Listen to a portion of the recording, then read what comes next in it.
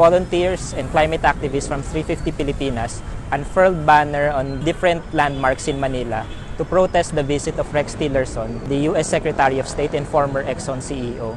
Rex Tillerson is set to participate in the ASEAN meeting this week, and one of agendas being put forward is increased maritime security.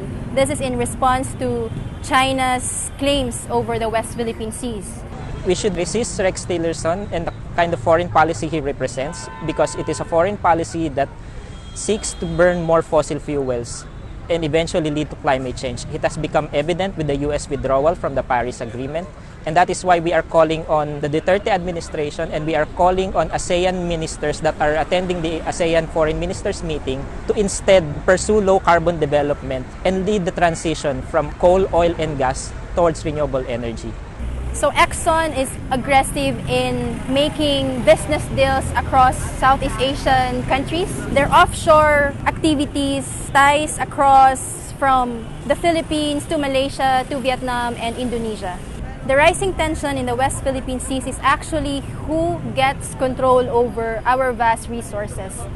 The U.S. Energy Information Agency have released reports that underneath our ocean floor are vast oil and gas reserves, accounting to 11 billion barrels of oil and about 190 trillion cubic feet of natural gas.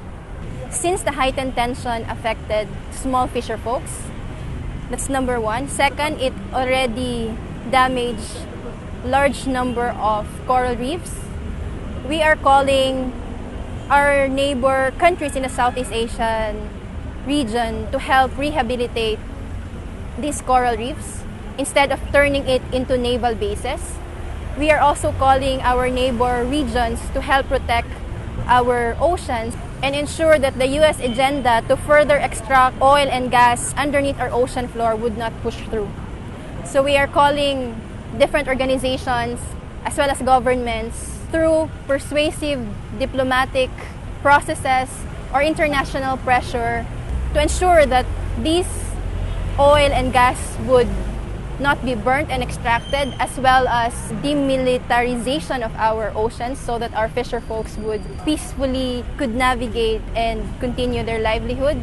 Our message for fellow Asians in the ASEAN and our message for our leaders is to stand with the people.